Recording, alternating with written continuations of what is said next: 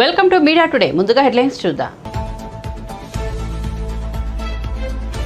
జగనన్న ఆరోగ్యశ్రీ సురక్ష కొత్త కార్డులు జారీ చేసిన సీఎం జగన్. వైద్యం కోసం పేద ప్రజలు అప్పుల పాలు కాకూడదని వెల్లడి.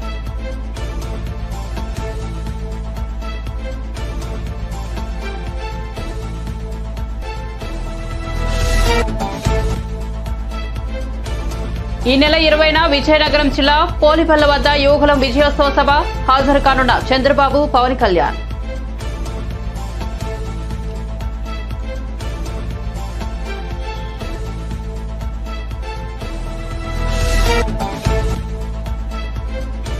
ఏపీలో మేం జనసేనతో కలిసి పనిచేస్తున్నామన్న పురంధేశ్వరి. ఏపీలో మరికొన్ని నెలల్లో ఎన్నికలు, ఇప్పటికే పొత్తు ప్రకటన చేసిన టీడీపీ, జనసేన.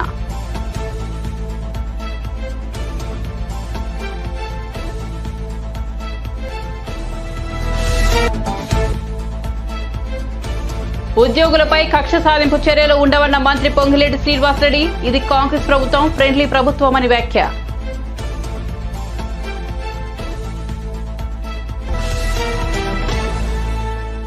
ఇక వార్త వివరాల్లోకి వెళ్తే, చికిత్స కోసం రాష్ట్రంలోని ఏ పేదవాడు అప్పుల పాలయ్యే పరిస్థితి ఉండకూడదని ఆంధ్రప్రదేశ్ ముఖ్యమంత్రి జగన్ పేర్కొన్నారు. పేదలకు వైద్యం భారం కాకూడదనే ఉద్దేశంతో ఆరోగ్యశ్రీని అమలు చేస్తున్నట్లు తెలిపారు. ఈ పథకాన్ని ప్రజలకు మరింత చేరువ చేసేందుకు కృషి చేయాలని అధికారులకు సూచించారు. ఆరోగ్యశ్రీ కార్యక్రమంలో భాగంగా సీఎం జగన్ సోమవారం కలెక్టర్లు, ఆరోగ్య శాఖ అధికారులతో వర్చువల్ గా భేటీ అయ్యారు. సీఎం జగన్ అధ్యక్షతన తాడేపల్లి సీఎంఓలో జరిగిన ఈ కార్యక్రమంలో ఆరోగ్య శాఖ మంత్రి విడుదల రజనీతో పాటు ఆరోగ్య శాఖ అధికారులు పాల్గొన్నారు. ఈ సందర్భంగా సీఎం జగన్ మాట్లాడుతూ, పేదలకు మరింత అండగా నిలవాలనే ఉద్దేశంతో ఆరోగ్యశ్రీ కార్డు పరిమితిని 25 లక్షలకు పెంచుతున్నట్లు అధికారికంగా ప్రకటించారు. కొత్తగా మరింత మందికి జగనన్న ఆరోగ్యశ్రీ సురక్ష కొత్త కార్డులను ముఖ్యమంత్రి జారీ చేశారు. ఈ కార్డులో లబ్ధిదారుడి ఫోటోతో పాటు ఇతర వివరాలను పొందుపరిచి క్యూఆర్ కోడ్తో రూపొందించినట్లు సీఎం చెప్పారు. పేదలకు ఉచిత వైద్యం అందించే క్రమంలో రాష్ట్రంలోని 2513 ఆసుపత్రులతో పాటు ఇతర రాష్ట్రాల్లోని ఆసుపత్రులను కూడా ఎంపానల్ చేసినట్లు ముఖ్యమంత్రి జగన్ వివరించారు. అధికారంలోకి రాకమునుపు కేవలం 748 హాస్పిటల్స్ కు మాత్రమే పరిమితమై ఉన్న ఈ ఉచిత ఆరోగ్యశ్రీ సేవలు ఈరోజు 2513 హాస్పిటళ్లకు ఈరోజు విస్తరించడం జరిగింది. మన రాష్ట్రంలోనే 2309 హాస్పిటళ్లకు అవైల్ చేస్తూ ఉంటే, మన రాష్ట్రమే కాక హైదరాబాద్లోనూ కూడా ఎక్కడైతే ఈ సూపర్ స్పెషాలిటీ ఫెసిలిటీస్ ఎక్కడెక్కడైతే ఉన్నాయో అక్కడ కూడా పేదవాడికి ఆ వైద్యం అందుబాటులోకి తీసుకొని రావాలి. మెరుగైన వైద్యం, బెస్ట్ వైద్యం పేదవాడికి అందుబాటులో ఉండాలి అని అడుగులు పడ్డాయి. హైదరాబాద్ లాంటి నగరంలో 85 హాస్పిటల్స్ను ఎంపానల్ చేసినాం. బెంగళూరు లాంటి నగరంలో 35 హాస్పిటల్స్ను ఎంపానల్ చేసినాం. చెన్నై లాంటి నగరంలో 16 హాస్పిటల్స్ను ఎంపానల్ చేశాం. మొత్తంగా 204 బయట హాస్పిటల్స్, బయట రాష్ట్రాల్లో ఉన్న హాస్పిటల్స్ని కూడా ఎంపానల్ చేసి గతంలో మాదిరిగా కాకుండా 716 ప్రొసీజర్లను కూడా బయట రాష్ట్రాలలో కూడా సూపర్ స్పెషాలిటీ సర్వీసెస్ను అందుబాటులోకి తీసుకొని రావడం జరిగింది. గతంలో చూస్తే కేవలం 748 హాస్పిటళ్లకు మాత్రమే రాష్ట్రంలో పరిమితమై ఉన్న ఆరోగ్యశ్రీ బయట రాష్ట్రాలు కూడా లెక్కేసుకుంటే కేవలం హైదరాబాద్లో మాత్రమే పరిమితమై ఉండేది. అక్కడ మరో 72, అంటే రెండు కలిపినా కూడా కేవలం 820 హాస్పిటల్స్కు మాత్రమే పరిమితమై ఉన్న ఆరోగ్యశ్రీని ఏకంగా 2513 హాస్పిటళ్లకు విస్తరింపజేసినాం. ఈరోజు ఒకవైపున చికిత్సల సంఖ్యను పెంచడం, మరోవైపున ఆదాయపు పరిమితిని సైతం పెంచి ఇంకా ఎక్కువ మందికి ఆరోగ్యశ్రీ సేవలు అందుబాటులోకి తీసుకొచ్చే కార్యక్రమం చేయడం.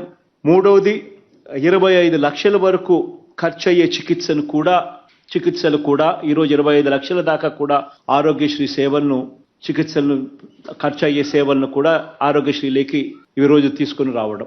25 లక్షల వరకు ఖర్చు అయ్యే చికిత్సలు కూడా ఆరోగ్యశ్రీలోకి చేర్చడం. ఈరోజు ఒకసారి గమనించినట్లయితే మనందరి ప్రభుత్వం అధికారంలోకి వచ్చిన తర్వాత ఈ 55 నెలల కాలంలో వేసిన అడుగులు గతంలో ఇదే మాదిరిగా పడని పరిస్థితి ఒకసారి గమనించినట్లయితే, గతంలో 2014 నుంచి 2019 అప్పటి ప్రభుత్వంలో ఆ 5 సంవత్సరాలు కలిపి కూడా ఆరోగ్యశ్రీ కానివ్వండి, ఆరోగ్య ఆసరా అంటూ అప్పుడు ఎప్పుడూ ఎలాగూ లేదు, కేవలం ఖర్చు చేసింది ఆరోగ్యశ్రీకి 5171 కోట్లు. అంటే సంవత్సరానికి 1034 కోట్లు కూడా ఖర్చు చెయ్యని పరిస్థితి గతంలో. అదే ఈ రోజు చూస్తే అక్షరాల ఆరోగ్యశ్రీ కింద ఖర్చు చేస్తా ఉన్న అమౌంట్ సంవత్సరానికి 4100 కోట్ల రూపాయలు. ఆరోగ్యశ్రీ, ఆరోగ్య ఆశ్ర ఈ రెండు కలిపితే 4,100 కోట్ల రూపాయలు ఆరోగ్యశ్రీ ఆరోగ్య ఆసరా కోసం ఖర్చు చేస్తా ఉన్నాం. ఒకసారి గమనించినట్లయితే అప్పట్లో ఆరోగ్యశ్రీ కానీ 104 కానీ 108 కానీ ఇటువంటి సేవలన్నిటికీ కలిపి కూడా గతంలో ఖర్చు చేసింది ఎంత అని చూస్తే 5 సంవత్సరాలలో కేవలం 5,900 కోట్ల రూపాయలు ఖర్చు అవుతా ఉంటే మనం ప్రతి సంవత్సరం కూడా ఈ ఆరోగ్యశ్రీ సేవలను మెరుగుపరుస్తూ ఇప్పటికే 14,439 కోట్ల రూపాయలు ఖర్చు చేశాం.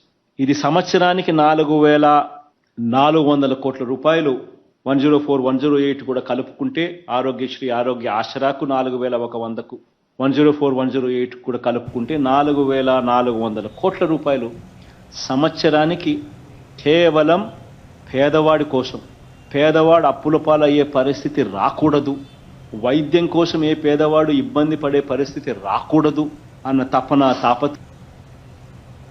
టీడీపీ నేత నారా లోకేష్ చేపట్టిన యోగులం పాదయాత్ర నేటితో ముగియనుంది. విశాఖలోని ఆగనంపూడి వద్ద పాదయాత్ర ముగిపోతోంది. మరోవైపు ఈ నెల 20న విజయనగరం జిల్లా భోగాపురం మండలం పోలిపల్ల వద్ద పాదయాత్ర విజయోత్సవ సభను టీడీపీ భారీ ఎత్తున నిర్వహించనుంది.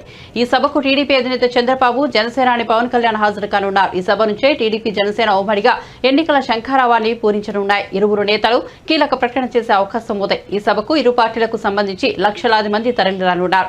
ఇప్పటికే 7 ప్రత్యేక రైళ్లను టీడీపీ ఏర్పాటు చేసింది. ఉమ్మడి కృష్ణా జిల్లాలో జనసేన పార్టీకి భిక్ష తగిలింది. జనసేన పార్టీ సీనియర్ నాయకుడు ఎడ్లపల్లి రామ్ సుధీర్ వైఎస్ఆర్ కాంగ్రెస్ పార్టీ గూటికి చేరారు. తాడేపల్లిలోని సీఎం క్యాంప్ కార్యాలయంలో ముఖ్యమంత్రి వైఎస్ జగన్ సమక్షంలో ఎడ్లపల్లి రామ్ సుధీర్ తన అనుచరులు, స్నేహితులతో కలిసి వైసీపీ కండువా కప్పుకున్నారు. ముఖ్యమంత్రి వైఎస్ జగన్ వీరికి పార్టీ కండువా కప్పి సాదరంగా ఆహ్వానించారు. ఎడ్లపల్లి రామ్ సుధీర్ తో పాటు స్థానిక జనసేన నాయకులు ఎడ్లపల్లి లోకేష్, పొలకాని లక్ష్మీనారాయణ, మద్దాల పవన్, తోట జగదీష్ ప్రసాద్లు జనసేన పార్టీ కండువా కప్పుకున్న వారిలో ఉన్నారు. రాష్ట్ర గృహ నిర్మాణ శాఖ మంత్రి జోగి రమేష్ నేతృత్వంలో ఈ చేరికలు జరగడం విశేషం. ఏపీలో ఈసారి పొత్తు రాజకీయాలు ఆసక్తికరంగా మారబోతున్నాయి.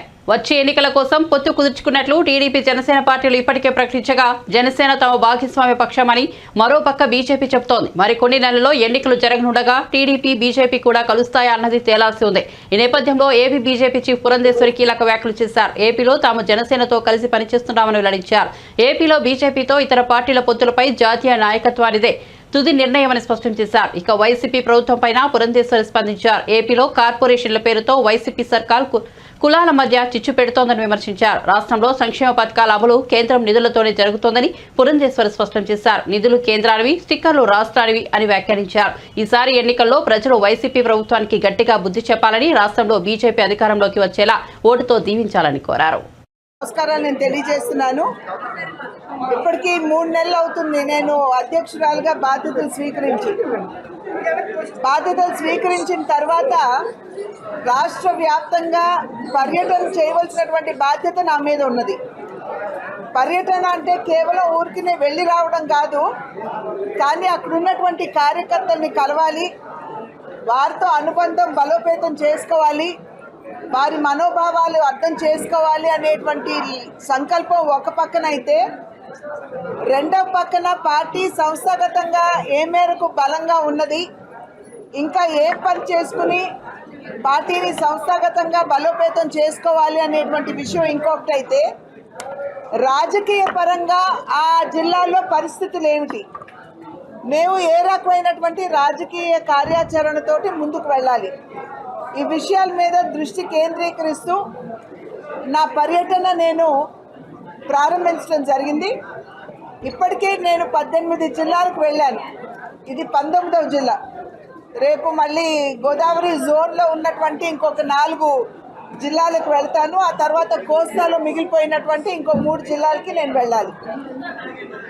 ఆ సందర్భంలో మేము అక్కడ ఉన్నటువంటి ప్రజలకి చాలా సగర్వంగా చెప్పుకుంటున్నాం. మోడీ గారు ప్రధానమంత్రిగా బాధ్యతలు స్వీకరించి భారతీయ జనతా పార్టీ కేంద్రంలో అధికారంలోకి వచ్చి 9.5 సంవత్సరాలు అయినటువంటి సందర్భంలో ఇంకా వచ్చే సంవత్సరం ఏప్రిల్ చివరికల్లా ఎన్నికల్ని మనం అందరం కూడా ఎదుర్కోబోతున్నాం. అటువంటి సందర్భంలో భారతదేశానికి ఏ రకమైనటువంటి సుపరిపాలనని భారతీయ జనతా పార్టీ నాయకత్వంలో ఉన్న కేంద్ర ప్రభుత్వం అందించిందో మేము చాలా సగర్వంగా చెప్పుకుంటున్నాం. అది మాత్రమే కాకుండా కొత్తగా ఏర్పడినటువంటి ఆంధ్ర రాష్ట్రానికి కేంద్ర ప్రభుత్వం అన్ని రకాలుగా తన సహకారాన్ని రాష్ట్రానికి అందించింది. అంటే కేవలం అక్షర క్రమంలో మొదట్లో ఉండడం మాత్రమే కాదు, అభివృద్ధిలో సైతం ఆంధ్ర రాష్ట్రం అగ్రగామిగా ఉండాలి అనేటువంటి ఆలోచనతోటి చాలా వరకు కేంద్ర ప్రభుత్వం రాష్ట్ర ప్రభుత్వానికి తన సహకారాన్ని అందించింది. ఒక రకంగా చెప్పాలంటే రాష్ట్రంలో జరిగే అభివృద్ధి పనులన్నీ కూడా ఇవాళ కేంద్ర ప్రభుత్వ సహాయంతోనే జరుగుతున్నాయని చెప్పి మేము గర్వంగా చెప్పుకోగలుగుతున్నాం. ఎందుకంటే నేను పర్యటించాను, ఇప్పటికే నేను 19 జిల్లాల పర్యటనకు వెళ్ళినటువంటి సందర్భంలో ఆ జిల్లాలో కేంద్ర ప్రభుత్వ సహకారంతో జరిగేటువంటి అభివృద్ధి పనులు వాటిని మీడియాతో సహా వెళ్ళి మేము చూడటం జరిగింది. ఎందుకంటే ఒక రకమైనటువంటి నేను అనుకుంటున్నాం వారు తీసుకోవాల్సినటువంటి చర్యలు వారు తీసుకుంటున్నారు. ఇవాళ కేంద్రం డబ్బిస్తుంది, స్టిక్కర్ ఎవరిదండి? రాష్ట్ర ప్రభుత్వాన్ని, జగన్మోహన్ రెడ్డి గారిది. అది వల్ల కాదు అని చెప్పి మేము ఫిర్యాదు చేసిన తర్వాతే కదా కేంద్రం మరి చొరవ తీసుకుంది. అట్లాగే మేము ఎప్పటికప్పుడు వారి దృష్టి తీసుకెళ్తుంటే వారు దాని మీద చర్యలు తీసుకుంటున్నారు. కేంద్ర ప్రభుత్వం ఏది సర్లండి, లెక్కలు నేను ఏ రకంగా మార్చేసి నేను అక్కడ లెక్కలకి ఇస్తాను. మేము లేవండి, మేము ఆంధ్రాలో ఉన్నాం. మేము లెక్క తీసుకున్న తర్వాత ఆ లెక్కకు అనుగుణంగా మేము ఇతర రాష్ట్రాలతో మేము పోల్చుకుంటాం. దాన్ని అధిగమించి తీసుకోవాల్సినటువంటి నిర్ణయం మా కేంద్ర నాయకత్వం తీసుకుంటుంది. ఇప్పుడు ప్రస్తుతం మా దృష్టి అంతా కూడా మా పార్టీని బలోపేతం చేసుకోవడం లేదు కనుక పొద్దులు వారు చెప్పినప్పుడు మీకు చెప్తాను. తెలంగాణలోనే అసలు ముందుగా నా నమస్కారాలు నేను తెలియజేస్తున్నాను. ఇప్పటికీ 3 నెలలు అవుతుంది నేను అధ్యక్షురాలుగా బాధ్యతలు స్వీకరించి. ఉద్యోగులపై ఎటువంటి కక్ష సాధింపు చర్యలు ఉండవని, ఎవరైతే ప్రజాధనం దోపిడీ చేశారో, ప్రభుత్వ భూములు ఆక్రమించారో వాటన్నిటిపై సమీక్షలు చేస్తామని, సరిదిద్దుతామని తెలంగాణ రాష్ట్ర సమాచార, రెవెన్యూ, గృహ నిర్మాణ శాఖ మంత్రి పొంగులేటి శ్రీనివాసరెడ్డి అన్నారు. సోమవారం ఖమ్మం కలెక్టరేట్లో అధికారులతో ఆయన సమీక్షా సమావేశం నిర్వహించారు. అనంతరం మంత్రి మాట్లాడుతూ గత ప్రభుత్వ హయాంలో జరిగిన తప్పులను సరిదిద్దడమే కాకుండా ప్రజలకు మెరుగైన సేవలు అందించాలని అధికారులను కోరినట్టు తెలిపారు. ఏమి చేయాలనుకుంటుంది, ఈ ప్రభుత్వం యొక్క ఆలోచన ఏంటి, ఈ ప్రభుత్వ భవిష్యత్ కార్యరూపం ఏంటి, దాన్ని ఎలా ఆచరించాలి అనేది ఇందాక ఒక పాలేరు నియోజకవర్గ ప్రజలకి అధికారులతో పాటు డిస్ట్రిక్ట్ ఆఫీసర్స్, కలెక్టర్ గారు, సిపి గారితో కూర్చొని చర్చించిన తర్వాత వారితో మాట్లాడటం జరిగింది. ప్రజాప్రభుత్వం ఇది, ఇందిరమ్మ రాజ్యం ఇది ఫ్రెండ్లీ ప్రభుత్వం. స్వేచ్ఛగా ఏదైతే 7వ తారీఖు మధ్యాహ్నం 1:04 ముఖ్యమంత్రి గారు, కేబినెట్ మంత్రులు ప్రమాణ స్వీకారం చేసిన లగాయితూ ఇనప కంచెలతో బంధించిన ప్రగతి భవనం దగ్గర నుంచి లగాయితూ ప్రజలకు సెక్రటేరియట్లో సామాన్య ప్రజలకు ప్రవేశం లేని సందర్భం గత ప్రభుత్వంలో ఉన్న దానిని మరిపించే విధంగా తీసుకున్న నిర్ణయాలతో లగాయితూ స్పాట్లో తీసుకునే అనేక నిర్ణయాలు గౌరవ మా ముఖ్యమంత్రి గారు, మంత్రులు దాని మీద చర్చించి తీసుకొని సామాన్య ప్రజలకి అందుబాటులో ఉండే ఈ ప్రభుత్వం అని శ్రీకారం చుట్టడం జరిగిన సంగతి మీ అందరికీ తెలియంది కాదు. ఈ ప్రభుత్వం ఈనాడు చిత్తశుద్ధితో పనిచేయాలని, చిత్తశుద్ధితో పనిచేసే అధికారుల్ని కీ పొజిషన్లో పెట్టుకొని మిగతా అధికారుల సహకారంతో ప్రజలకు ఏవైతే హామీలు ఇచ్చామో 6 గ్యారంటీలు, ఈ 6 గ్యారంటీలు ఇంప్లిమెంట్ చేసేదే ఈ ప్రభుత్వం యొక్క ప్రధాన లక్ష్యం, ఆశయం. ఈ 6 గ్యారంటీలు నమ్మి తెలంగాణ రాష్ట్రంలో కాంగ్రెస్ ప్రభుత్వాన్ని, ఇందిరమ్మ రాజ్యాన్ని దీవించారు. ఇందాక అధికారులతో కూడా అదే మాట్లాడాను. ఈ ప్రభుత్వం కక్ష సాధింపు ప్రభుత్వం కాదు. గత ప్రభుత్వం యొక్క ఒత్తిళ్ల వల్ల, గత ప్రభుత్వం యొక్క కొన్ని తప్పుడు నిర్ణయాలు మీ మీద పెట్టి రుద్దిన సందర్భాలు కోకొల్లలున్నాయి. వాటిని ఇవాళ విమర్శించుకోవటానికి ఈ సమీక్ష నిర్వహించలేదు. గత ప్రభుత్వం ఏవైతే తప్పులు చేసిందని మనం అనుకుంటున్నామో తిరిగి అవి పునరావృతం కావద్దు. మీరు ఉద్యోగస్తులు, మీ మీద కక్ష సాధింపు ఈ ప్రభుత్వానికి లేదు, ఉండబోదు. ఒక పాలేరు నియోజకవర్గమే కాదు, ఉమ్మడి ఖమ్మం జిల్లానే కాదు, యావత్ తెలంగాణ రాష్ట్రంలో కేబినెట్ మంత్రులమైన మేము, మా ముఖ్యమంత్రి గారికి కూడా ఇటువంటి కక్ష సాధింపు చర్య ఏ ఒక్కళ్ళ మీద లేదు. ఈనాడు ప్రతిపక్షంలో ఉన్న రవాణా బీసీ సంక్షేమ శాఖ మంత్రి పొన్నం ప్రభాకర్ సోమవారం సచివాలయంలో బాధ్యతలు స్వీకరించారు. ఆయన పేషీలోకి రాగానే వేద పండితులు ఆశీర్వచనాలు అందించారు. బాధ్యతలు స్వీకరించిన అనంతరం ఆయన టీఎస్ఆర్టీసీ రవాణా శాఖలకు సంబంధించిన 3 ఫైళ్లపై సంతకం చేశారు. ప్రస్తుత ఆర్థిక సంవత్సరం 3వ త్రైమాసికానికి గాను బస్ పాస్ రాయితీల ఖర్చు రీయింబర్స్మెంట్ కోసం 212.50 కోట్లను విడుదల చేస్తూ మొదటి ఫైల్పై సంతకం చేశారు. ఇదే త్రైమాసికానికి గాను మరో 162.50 కోట్లను విడుదల చేస్తూ మరో ఫైలు పైన L Rajyalakshmi head transport constable కి 1 లక్ష రూపాయల మెడికల్ క్లెయిమ్ ను మంజూరు చేస్తూ 3వ ఫైల్ పైన సంతకం చేశారు. మంత్రిగా బాధ్యతలు స్వీకరించిన పొన్నంకు ఆర్టీసీ ఎండీ సంజన, పలువురు మంత్రులు, అధికారులు శుభాకాంక్షలు తెలిపారు.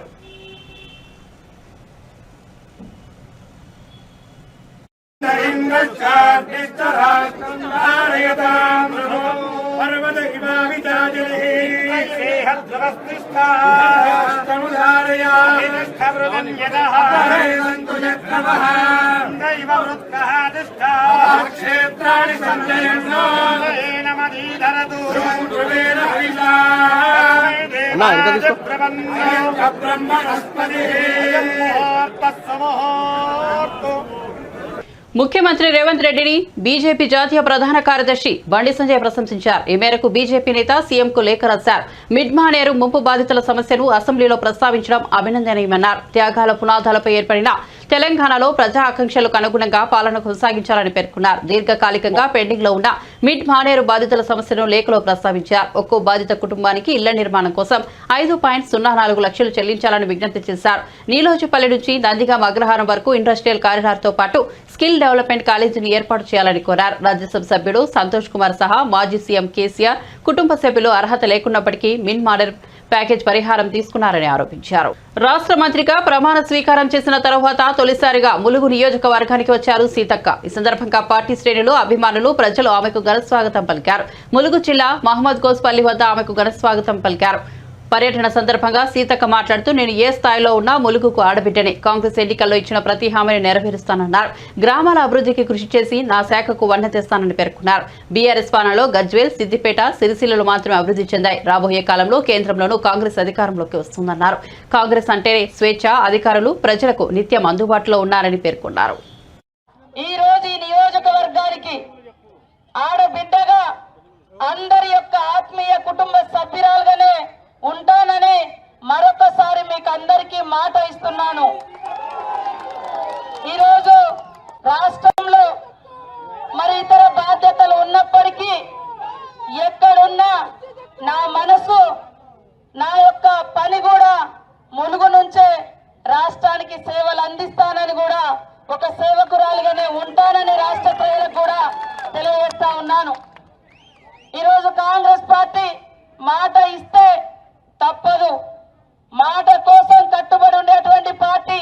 అందుకోసమే తల్లి సోనియమ్మ ఇచ్చిన తెలంగాణ ఈరోజు 10 ఏళ్ల తర్వాత ఇందిరమ్మ రాజ్యం కోసం మీరందరూ కార్యకర్తలు, నాయకులు కష్టపడి ప్రజలకు కాంగ్రెస్ పార్టీ ఇచ్చేటువంటి 6 గ్యారంటీలతో పాటు ఇంకా ఎలాంటి సంక్షేమం ఉంటుందో తెలియజేసి భారీ మెజార్టీతో మీరందరూ కష్టపడి నన్ను గెలిపించినందుకు తప్పకుండా మీ అందరి కష్ట సుఖాలలో, ప్రజలందరి కష్ట సుఖాలలో, ఈ నియోజకవర్గ అభివృద్ధిలో, రాష్ట్ర అభివృద్ధిలో కీలక పాత్ర పోషిస్తూ గతం కంటే, గతంలో కూడా ఎప్పుడు నేను ఖాళీగా లేను, ఉండలేదు. ఇప్పుడు కూడా అంతకు మించి మరి నిరంతరం ప్రజల అభివృద్ధి కోసం, ప్రజా సంక్షేమం కోసమే పాటుపడతానని మరొకసారి మీ అందరికీ వాగ్దానం చేస్తా ఉన్నాను, తెలియజేస్తా ఉన్నాను. కేంద్ర మంత్రి బీజేపీ తెలంగాణ అధ్యక్షుడు కిషన్ రెడ్డి హైదరాబాద్ లో ఘనంగా అయ్యప్ప మహాపడి పూజ నిర్వహించారు. కిషన్ రెడ్డి దంపతులు 23 ఏళ్లుగా ఏటా అయ్యప్ప పడి పూజ నిర్వహిస్తున్నారు. ఈసారి మరింత ఘనంగా కార్యక్రమం జరిగింది. నారాయణగూడలోని కేశవ్ మెమోరియల్ ఇంజనీరింగ్ కాలేజ్ ఆవరణలోని మైదానంలో ఇందుకోసం భారీ ఏర్పాట్లు చేశారు. शुक्लपक्षे पंचम्यां सुमतितो वासरः वासरस्तु भानुवासरे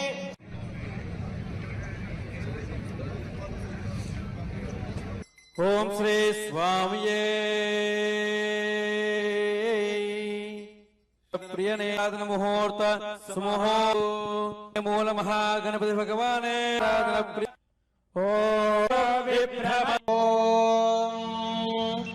अयं मुहूर्त सुमुहूर्त अस्तु देव्यै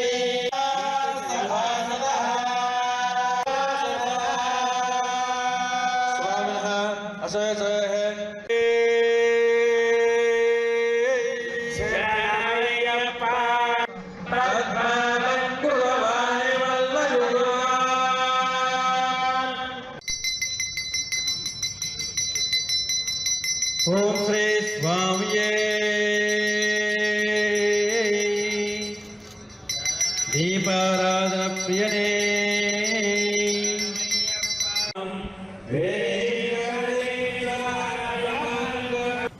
టీడీపీ నేత నారా లోకేష్ యువగళం పాదయాత్ర చివరి రోజుకు చేరుకుంది. చివరి రోజు యాత్ర ఉత్సాహంగా సాగుతోంది. యాత్ర చివరి రోజు కావడంతో పెద్ద సంఖ్యలో పార్టీ శ్రేణులు హాజరయ్యాయి.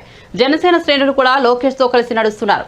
మరోవైపు పాదయాత్ర ముగుస్తుండటంతో నారా నందమూరి కుటుంబ సభ్యులు విశాఖకు చేరుకున్నారు. లోకేష్ వెంట తల్లి నారా భువనేశ్వరి, అత్త వసుంధర, ఇతర కుటుంబ సభ్యులు కలిసి నడిచారు. ఈ ఏడాది జనవరి 27న పాదయాత్ర ప్రారంభమైంది. మొత్తం 97 నియోజకవర్గాల్లో యాత్ర కొనసాగింది. ఈ నెల 20న విజయనగరం జిల్లా భోగాపురం మండలం పోలిపల్లిలో యువగళం విజయోత్సవ సభను టీడీపీ పెద్ద ఎత్తున నిర్వహించబోతోంది.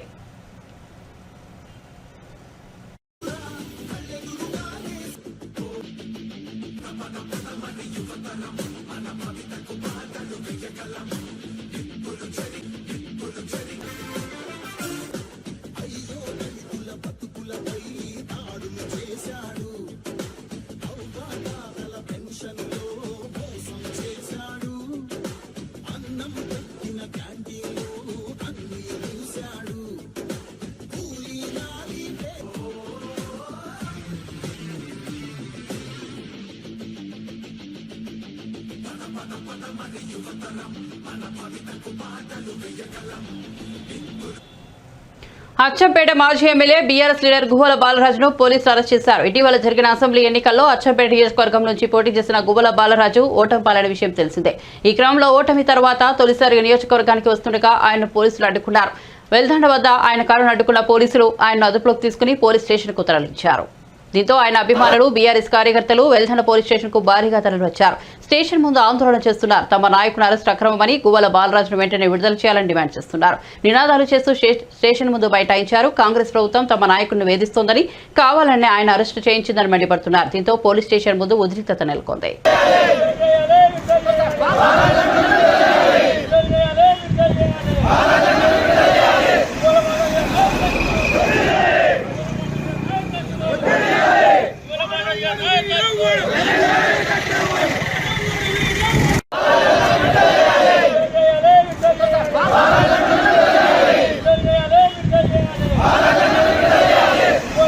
అమెరికా అధ్యక్షుడు కాన్వాయ్లోని కారును మరో కారు ఢీకొట్టిన ఘటన కలకలానికి దారితీసింది. అధ్యక్షుడు జో బైడెన్ ఆదివారం డెలవరలోని తన క్యాంపులో కార్యాలయాన్ని సందర్శించిన సమయంలో ఈ ఘటన చోటు చేసుకుంది. అధ్యక్షుడు భద్రత నిమిత్తం కార్యాలయానికి సమీపంలో నిలిపి ఉంచిన ఒక కారును మరో కారు ఢీకొట్టింది. బైడెన్ తిరుగు ప్రయాణమయ్యేందుకు కార్యాలయం నుంచి బయటకు వచ్చిన సమయంలో ఈ ఘటన చోటు చేసుకుంది. అప్రమత్తమైన భద్రతా అధికారులు అధ్యక్షుడిని వడివడిగా అక్కడి నుంచి తరలించారు. బైడెన్, ఆయన భార్య సురక్షితంగా ఉన్నట్లు వైట్ హౌస్ ఒక ప్రకటన విడుదల చేసింది.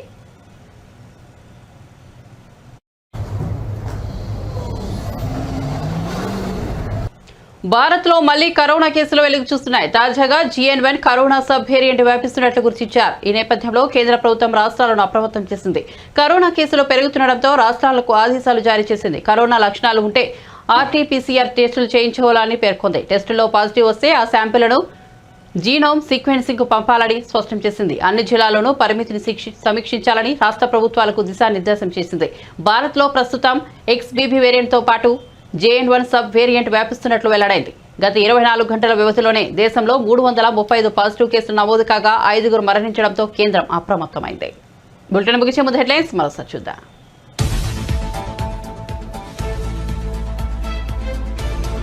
జగనన్న ఆరోగ్యశ్రీ సురక్ష కొత్త కార్డులు జారీ చేసిన సీఎం జగన్. వైద్యం కోసం పేద ప్రజలు అప్పుల పాలు కాకూడదని వెల్లడి.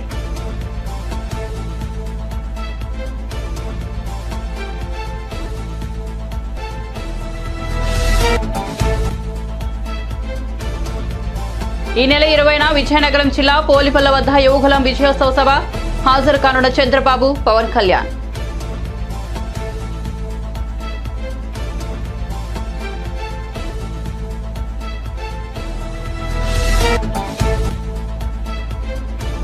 ఏపీలో మేము జనసేనతో కలిసి పనిచేస్తున్నామన్న పురంధేశ్వర్. ఏపీలో మరికొన్ని నెలల్లో ఎన్నికలు, ఇప్పటికే పొత్తు ప్రకటన చేసిన టీడీపీ, జనసేన.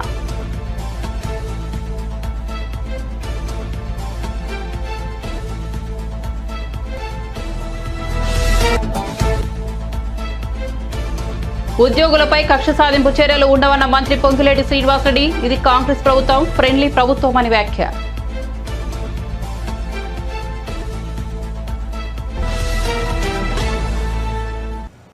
మరిన్ని అప్డేట్స్ కోసం చూస్తూనే ఉండండి మీడియా టుడే.